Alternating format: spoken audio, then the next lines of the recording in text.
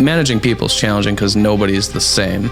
There's people that have the same tendencies and are likely to respond the same way under certain set of circumstances, but everybody's got nuance to who they are, their personality. At least that's what I learned from managing people when I was younger. I'm losing, net profit because my organization is growing and doubling in revenue. It's like, why aren't you maintaining your net profit? Do you not have a control on your expenses? I think percentage-wise, it's much tougher as you grow top-line revenue. Like, it's not for, like, when you double, you go from 2 to 4, it's substantially different than when you go from 9 to 18. And I think it's much harder to keep your net profit proportionally the same. Are you overpaying staff, which I have seen, and I've seen it recently?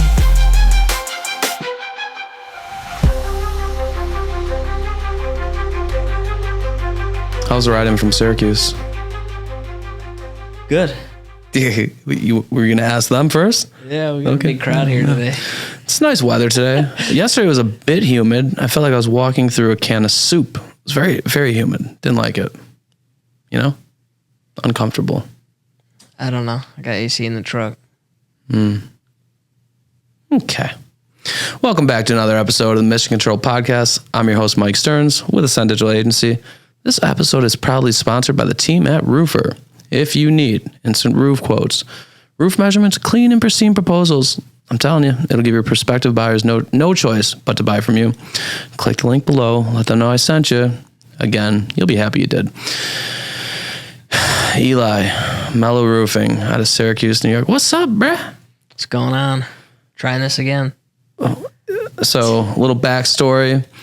Eli came in a while back. We shot an episode. Of course, it was a banger. However, I botched it with the audio video. It's not my forte, okay? It's not my area of expertise. We now have Christian in place, and he makes sure that I don't fuck things up. He holds me accountable, and he's there for me, and that's really important, and I appreciate you, Christian. This time, we're going to drop some heat. You ready? I think so. Let's ride. So, how long you been in business? Loaded question. This is year 5 of Melo Roofing, but I've been on my own for 6 years. Explain.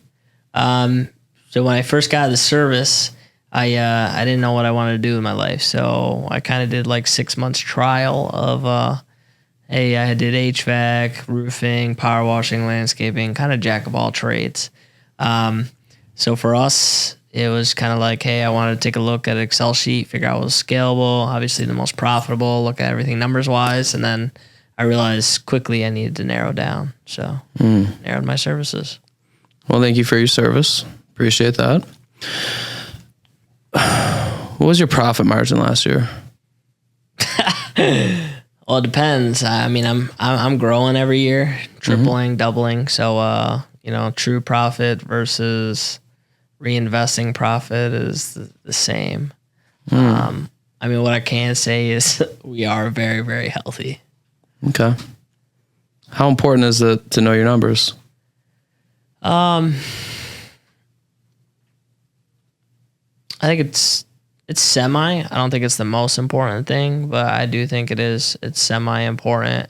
I've always kind of worked backwards in like per capita or per head as far as revenue goes.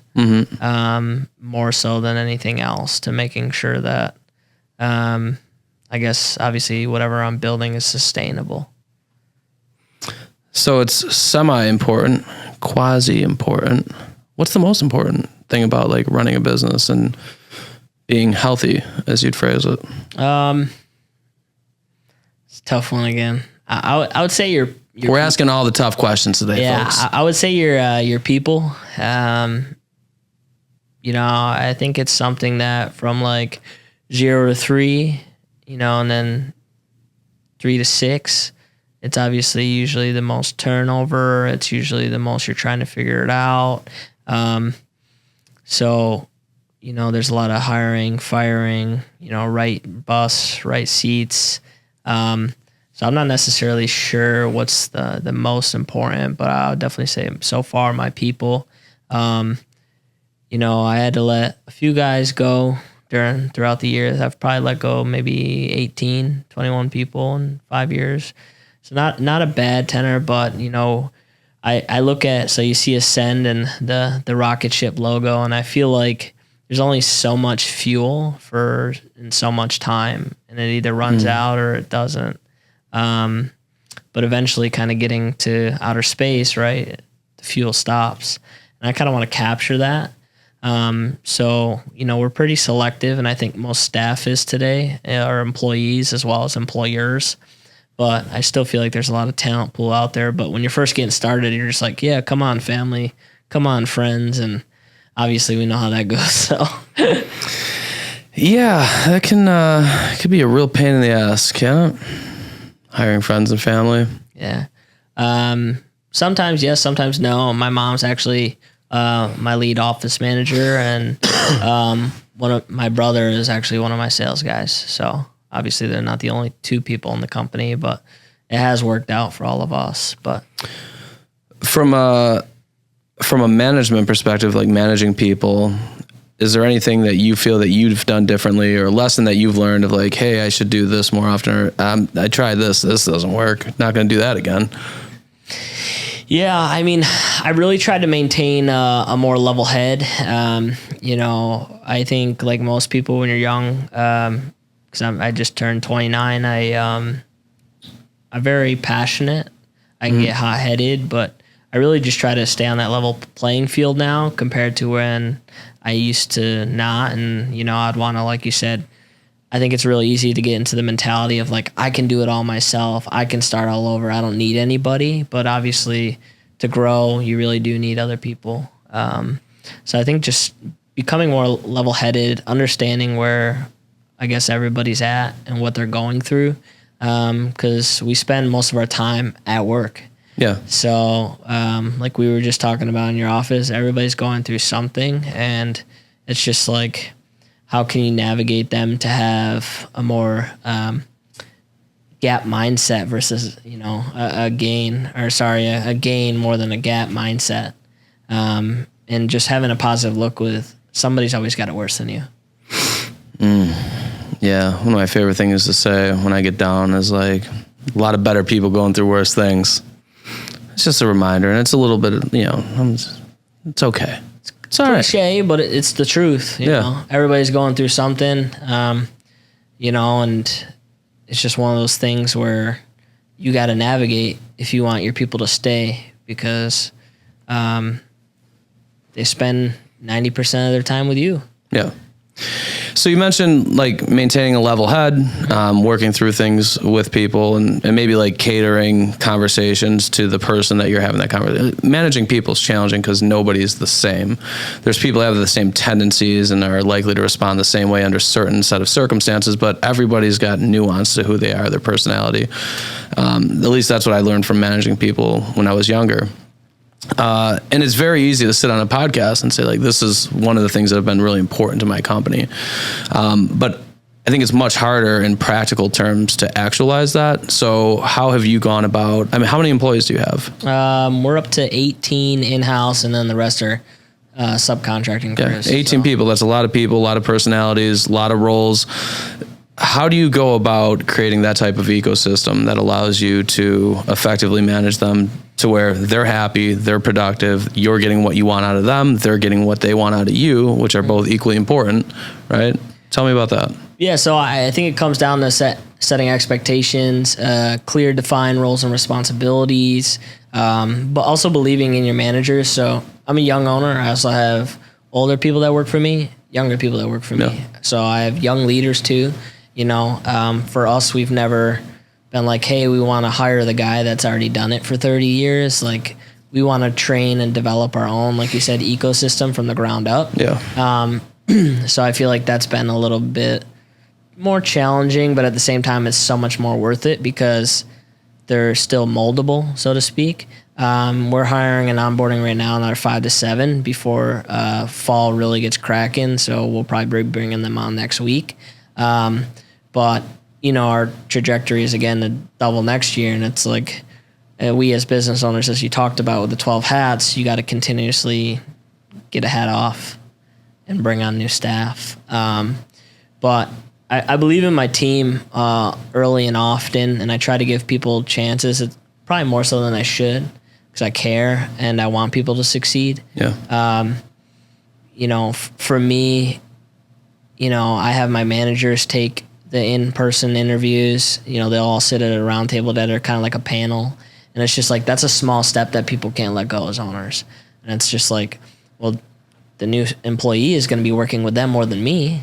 And it's like, they got to deal with it, because is it going to lighten their workload so they can focus on, what they do best? Or obviously is that somebody that's going to mesh within their ecosystem? Because, you can like somebody outside of work, but as doesn't mean you can work with everybody. Like you said, with storm chasers, contractors. But I didn't say that. Christian, got that. No, keep it. Yeah, giving people a chance. That's I'm a firm believer in that, and I think personally, there's sometimes more to be gained in the chances that you give them when they fail than when they succeed. Yeah. As far as developing that individual, like, people are going to fail to some degree all the time, and I think there can be completely different outcomes based on how that situation's handled, as far as that person's role in the company, how long they're there, how productive they are. One of the things that I find a lot of, in my experience of almost a decade, is like, in the management piece, contracting companies, roofers not having necessarily the best awareness as far as what's going on within the companies. And it could be a manager, it could be an owner that's managing, not taking those opportunities to isolate these situations where a ball was dropped, and kind of reinforcing, okay, like, this is our process for handling it. You did this, this, and this well.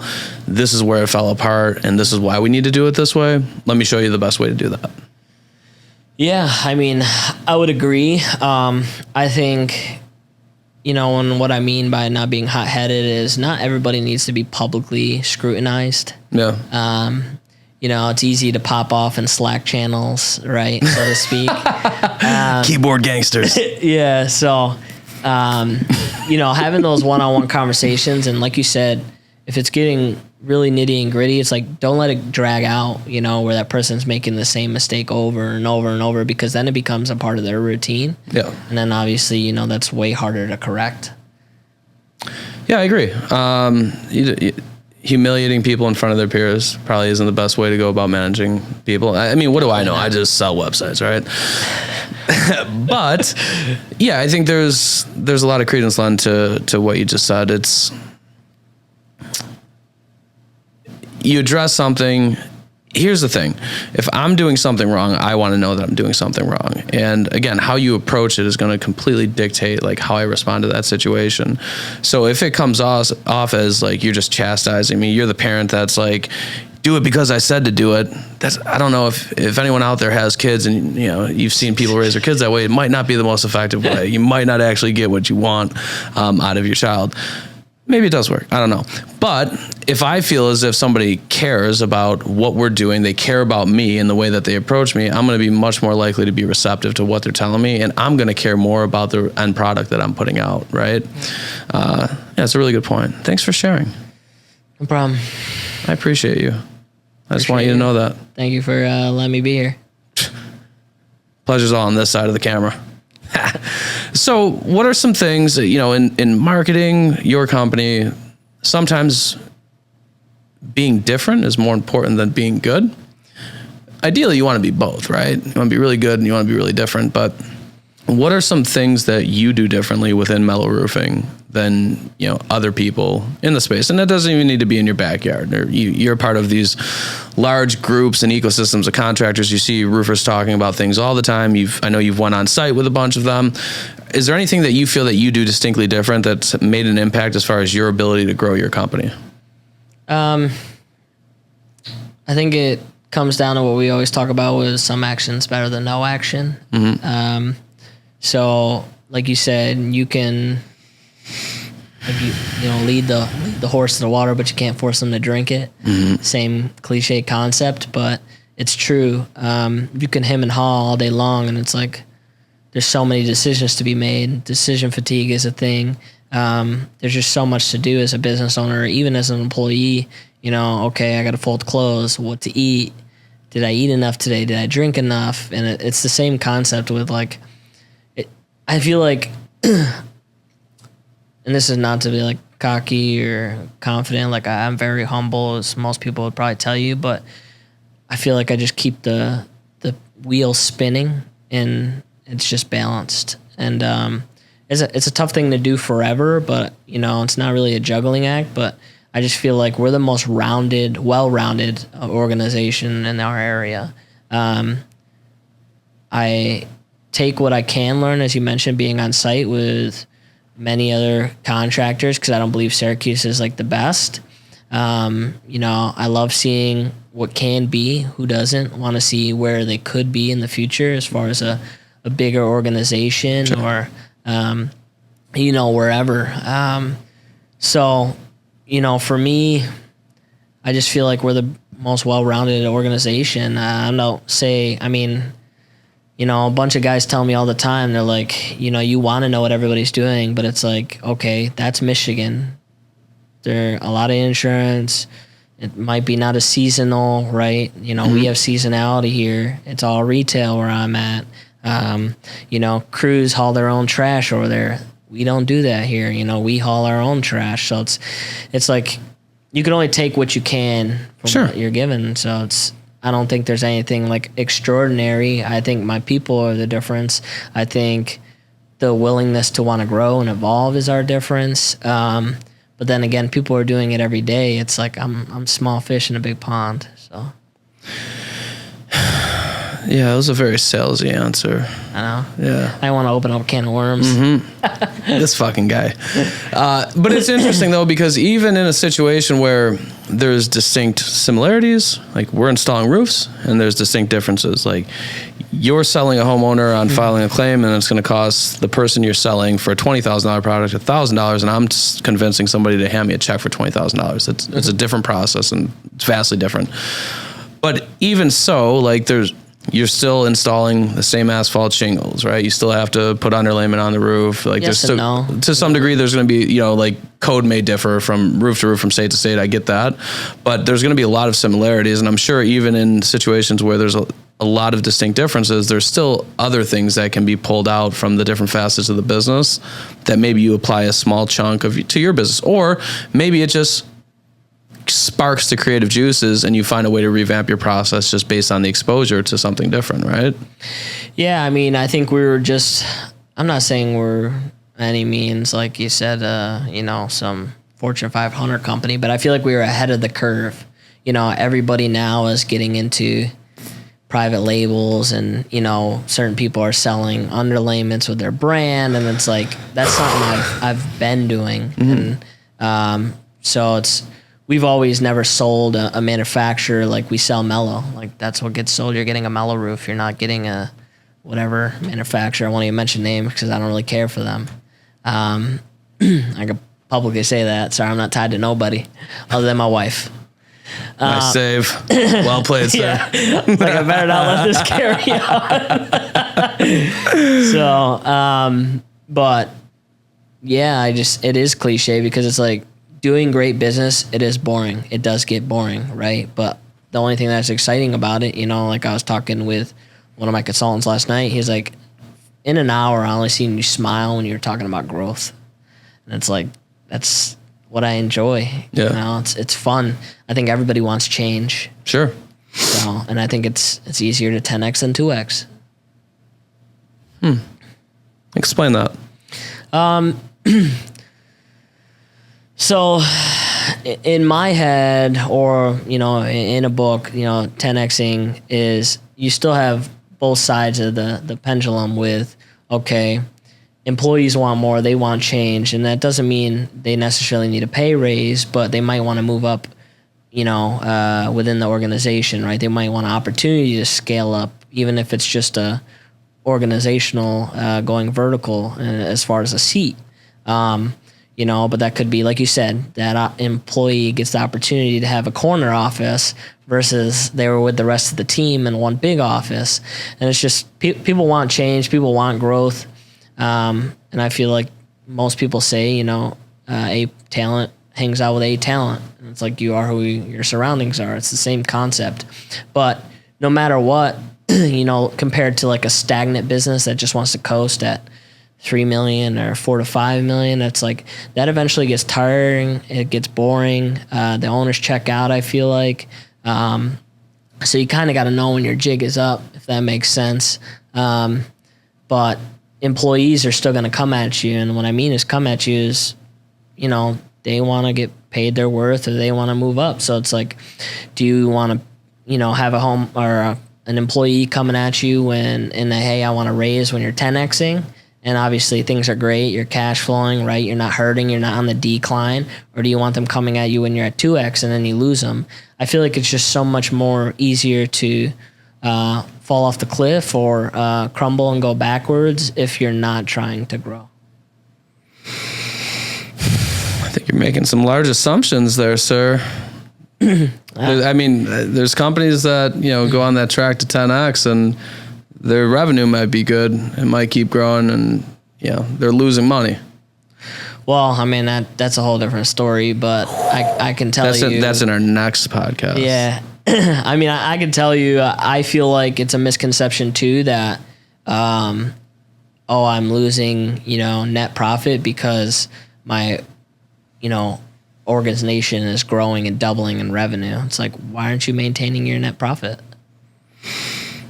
Do you not have a control on your expenses? I think percentage-wise, it's much tougher as you grow top-line revenue. Like, it's not for when you double, you go from 2 to 4. It's substantially different than when you go from 9 to 18. And I think it's much harder to keep your net profit proportionally the same.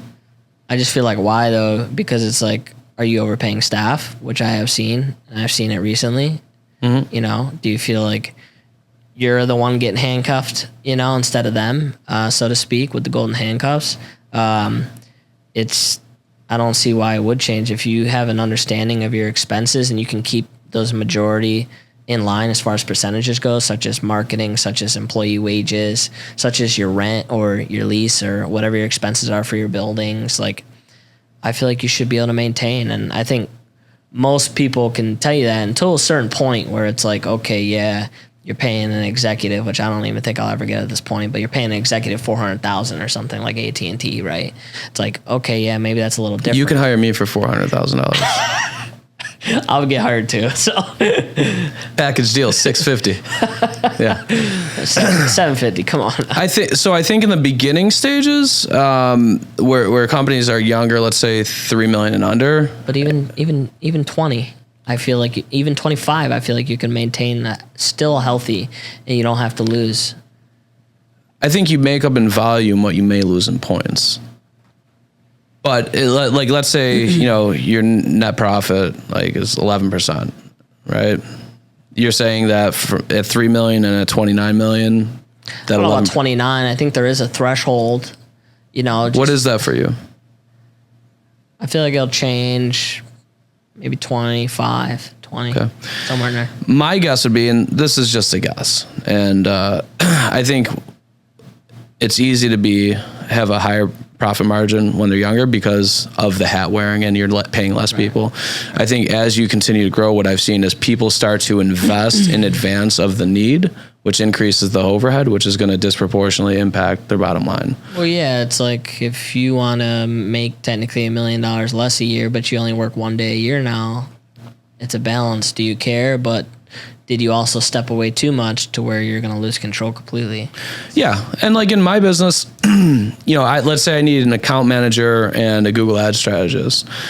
And I might hire them now to get them trained, get them up to speed. And when they hit, let's say I assume it's going to be 90 to 120 days to get them assimilated into the culture and get them to where I want them to be, where they know the SOPs for Ascend, what we stand for, how we do our job, what we expect from them, things like that. When they get out of that, they might have a 30% workload. And ultimately that's going to be me investing in the future, but that's going to reflect in my profitability, right? So I can speak to it initially, right? Yeah. But then as we grow, right, let's say a year from now when that's not the case, they've got a full workload and it's not per dollar I'm investing in them, I'm losing from the bottom line because they don't have 100% workload or 90% workload. We're going to get to the point where I'm going to do it again. Right. and at a different scale. So that would be my guess of why it's harder for like roofers to maintain the same profit margin as they grow. But this is just a conversation. But I mean, then again, it's kind of like, well, what matters? Because it's like, what does Walmart have? 3%, 5%? What is it? You know what I mean? As far as a net. Well, they make it up in volume, right? Right. Yeah. But at the same time, it's like, well, what is, whoever has to do, what are their job roles and responsibilities? Like a sales guy in our area gets paid completely different from somewhere in South Carolina or Florida. Like it's a different ball game. It's different margins. It's different job Drop in the duties. comments your thoughts on this. I would love to hear from you. I would really enjoy hearing from people on this and like what their perspective is and how they've been able to, like, if there's been fluctuation, if it's remained the same. Well, you can have fluctuation. I feel like month to month, or over 6 months, or like you said, how much are people reinvesting as well, compared to what they would truly take home, right? Because taxes is a whole nother ball game on reinvesting and beating down your bottom line, quote unquote, to reinvest for a bigger growth year. But ultimately, I feel like it's something that can maintain quite healthy until you're a pretty large outfit. But then again, if your also life expenses are within reason, which I've always lived very, very frugal, and I still do, it's like, I feel like you can keep everything in check. You don't have to ball out. It's not like we have a multi-million-dollar home or anything like that, or you're not seeing me pull up in a Lambo. It's just $1 million. Not there yet. So I'm keeping my stuff in check. But yeah, I think that's smart. It's how I started out. I started out in the backyard until we were doing about $2.5 million. I had 2-3 employees. I started in the backyard of my grandparents. So. Yeah. Same concept. Started small in the office space. I really was picky and selective upon my office space. I started with maybe 250 square foot office, 300 square foot, and then 250 warehouse, and then it just grew to okay.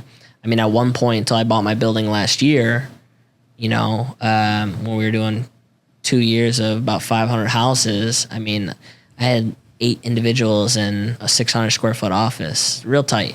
Yeah. And then we had about 1,800 were a warehouse and 900 square foot training facility. So it's like, but people are just not disciplined. They're not, and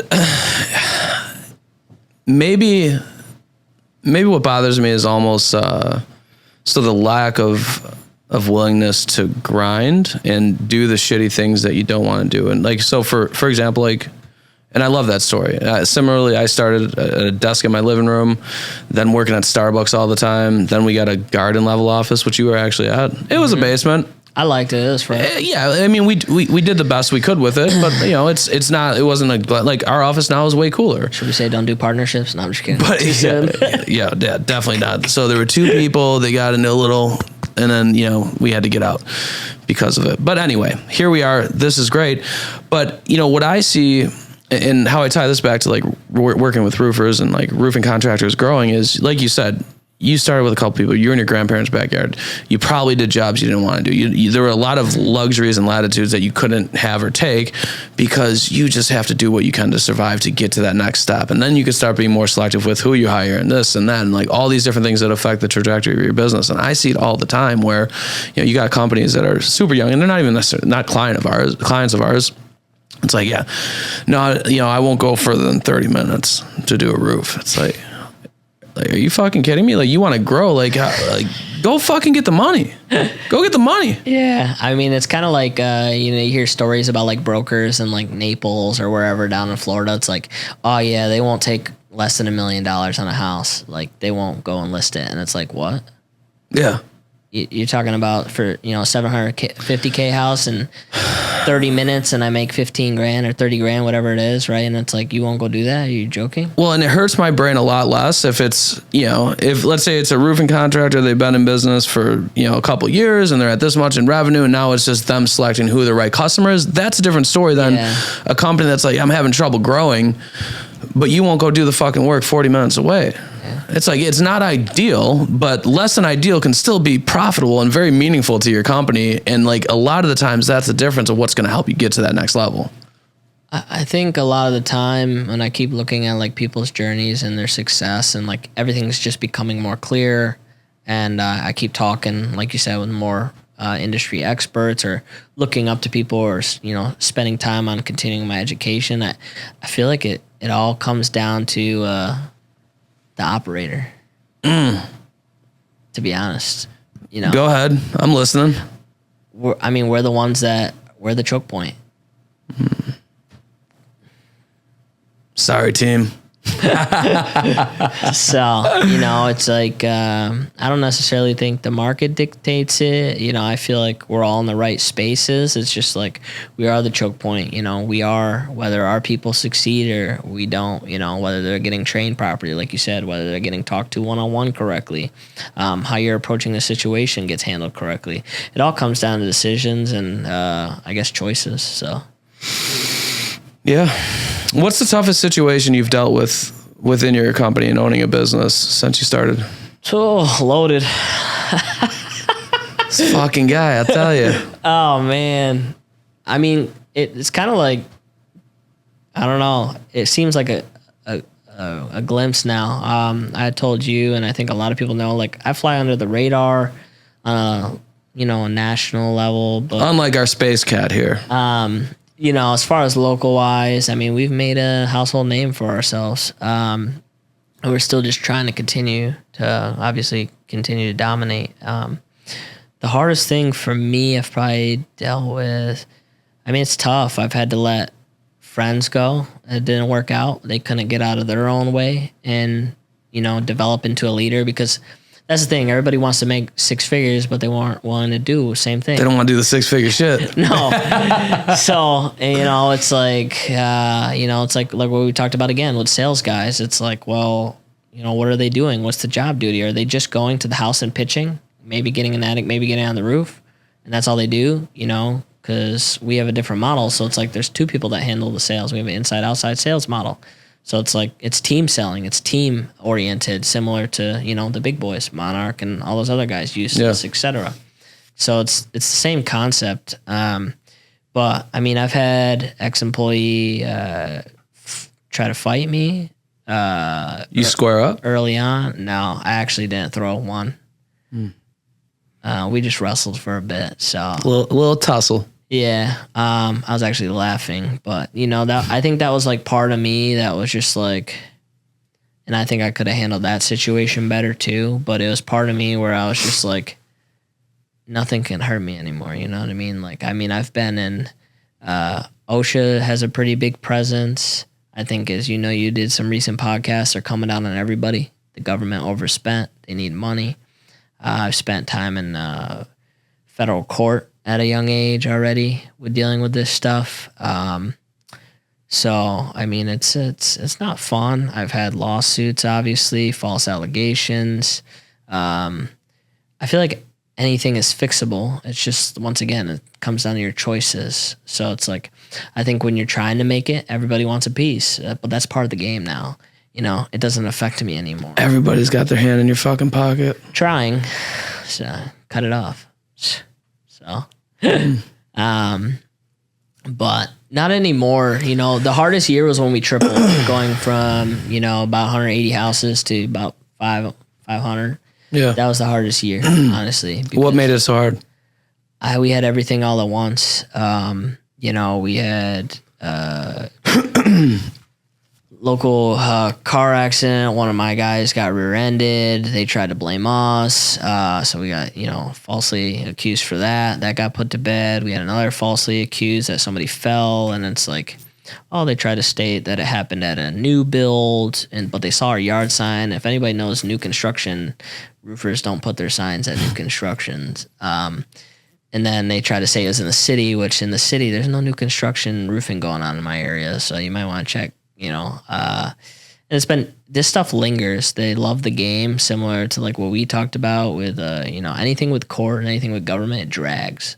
All this stuff's been 2 years and some of it's still going on, but it doesn't affect me anymore. And that's the thing. They want to come down on us and they want the average person to feel like fold. Yeah. Now I feel like, no offense, it's like nothing could fold me. So unfoldable. you can always, as most people talk about, do it all over again 10 times faster because you have the knowledge, you have the experience, and you have, like you said, trial and tribulation. So, I mean, I've been through a lot at a young age. You know, I served 4 years active duty. I made my sergeant, you know, so I was a young leader. And I felt like I've been through the New York State business ringer. So, you know, Love New York State. We've had it all. We've had, you know, DOL, and all those guys are intertwined in each other. So has your experience in the service made a positive impact in you running your business? And if so, how? I want to say I think so. You know, because that's the thing too. Like back when we were getting, you know, smoked or whatever you would call it, you know, getting beat up on by your drill sergeants where you're doing hills and up downs and running all over, you know, I would be the type of kid at the time where, you know, I'd punch the ground or punch the dirt, you know, out of frustration when, you know, you'd go down and, you know, you're just like fed up and, you know, because stuff just kept going almost on like hazing, you know, and my drill sergeant always told me, he's like, man, you got an attitude problem. And who, me? Yeah.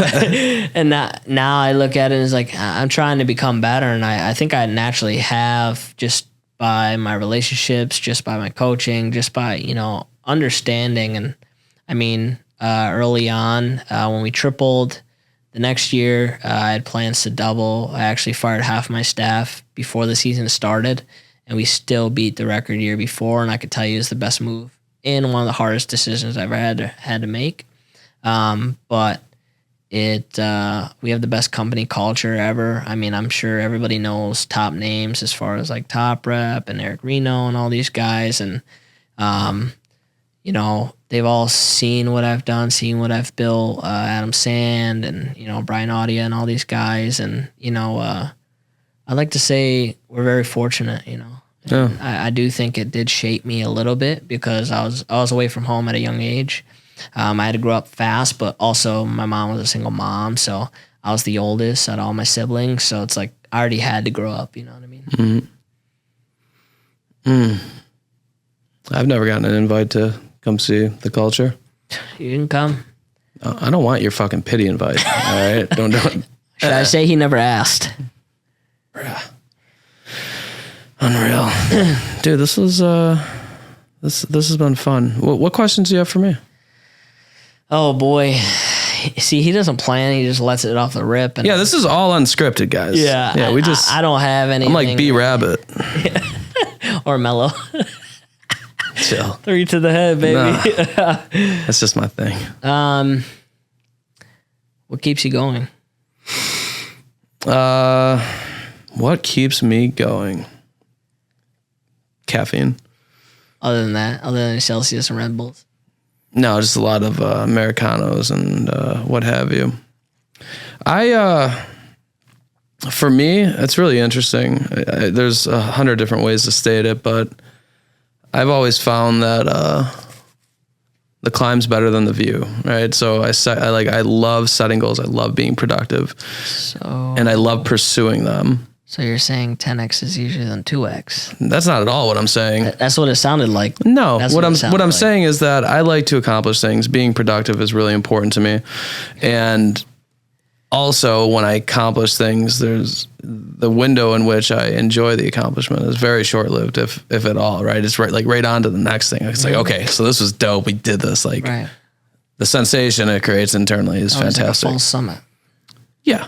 And then it's like, okay, what's next? And then, so I just keep doing that. Obviously family, right? Like I want to be a good person to the people around me, the people I love and care about, whether it's friends, employees, family, things like that. But like professionally, like and internally, my motivation is I'm like a dog, man. I need purpose. And my purpose is like finding ways to do the right thing, right? My business model is not the best business model if you're looking at it through the lens of capitalism. 1,000% the best business model for a marketing agency is find 1,000 contractors that'll pay you $500 a month that won't care enough to check what's going on, what's happening, what's not happening. And they'll leave that shit. Your churn will be next to nothing because they look at it like a utility bill. Like that, if you want to get rich and you want to run a marketing agency, that's the best way to do it. I couldn't do that. I wouldn't be able to sleep at night. Yeah. So like knowing that we do things the right way, we make an impact for people.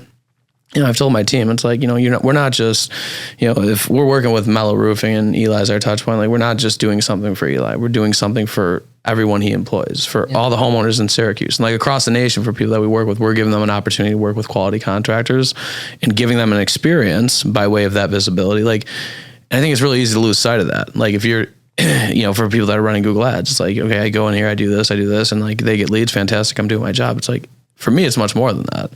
And to give people the opportunity to be in a better spot tomorrow than they were yesterday, like within my company, I fucking love that. So there's a lot that keeps me going. Love it. Yeah. Geez, what else? What else for you? Yeah, I think it's once again, it comes down to a balance, like you said, it's easy to be like, what's next? And I don't think, people talk about like work-life balance. I don't think really that's a thing, but I still do think burnout essentially is a thing. I couldn't tell you why, but I do believe in there's only so much you can go sometimes when you're growing as rapidly as you're growing, and you got to understand when, hey, you need a day out of the office. You need to go get a reset. I'm a firm believer in a reset. I mean, I took 2.5 weeks. I went to Greece and Italy. It was like I've traveled a lot over the last 5 years, but it's always under the guise of work. I'm going to an event. I'm doing this. I'm networking with people. And then it's like, that stuff is fun. It's also, I'm sure they had a roofer over there. It's fun, but it's also work. And even when I went over to Europe I've always wanted to go to Europe since I was a kid. I've never gone to Europe. Finally did it. And it was absolutely amazing. I still did work. Like, I don't know. I enjoy working. Yeah, me too. Like, I just enjoy it. I enjoy it. It makes me feel accomplished. And I don't know. So the work-life balance thing, I don't know. I don't know that I'll ever get there. Like, I'll never truly retire. I'll always be doing something. Yeah. I always say, I want to retire by the time I'm 45. And if I do that, I'll be doing a shit ton of more things. I'll just be able to say, I officially retired. I'm retired. Yeah. Whatever. Well, you'll still be doing something the same way I will. So we got to. Because for me, what do they say? Idle hands are the devil's playing field or whatever, something like that. So drop in the comments what it actually is, because I'm sure I fucked it up. But I can't sit there and do nothing. If I'm not being productive, if I'm not doing something, if I don't have a goal to move towards, boy, oh boy, you're going to see a different Mike Stearns. It ain't going to be good. Yeah. We've done that before. Read that book. I feel like that's what we're all trying to find is, because once you do obtain your goals, like you said, you have to set new ones. And I feel like we're all just trying to find our purpose. Yeah, that's a really good point. Goal setting is really important. There's always like a balance. Like, you want to get the most out of yourself, so you want to set aggressive goals, but then you don't want to set goals that are unachievable, because now I failed. And for some people, it's really hard not to beat yourself up, and not to like lock in on the fact that you didn't accomplish something that you wanted to accomplish. That's why you got your big one and your conservative one. Mm-hmm. You got your goals to how many mammoths you're going to get and how many rabbits. It's like, repairs and replacements. They all help. I love how he's looking it up right now. What's that? The idle hands. Did I get it right, Christian? Devil's playground. Oh, what did I say? Plaything. Close enough. I said what? Plaything, I think. Plaything. No, we're going to run that back. Oh, this is all going into the podcast, so you could pop this part in. We've got Christian fact-checking me. You're like the Jamie of the show on Rogan. I love this for you. I think he loves it too. Yeah. He's like, hold on, I get to prove Mike wrong. Hold my beer. Yeah. So, dude, thanks for coming out. We'll do this again sometime. You're just a stone's throw away. Yeah. Come hang out with the Space You Cat. might get politically, answers, but unlike the last podcast, I'm not trying to rub no hands. I don't want to PE down in Oklahoma or somewhere. Just kidding. These are things that need to be talked about. They need to be addressed, and I have a responsibility to bring it to the people. Yeah, 100%. So next time we're coming with some hot takes. Come prepared. So I know this one guy. Brainstorm. I'm just kidding. Thank you for tuning in. Really appreciate you. Appreciate you being here, brother. Shout out to the team at Roofer as well, man. Help making this happen. We appreciate you. And we gone. 5, 4, 3, 2, 1, 0.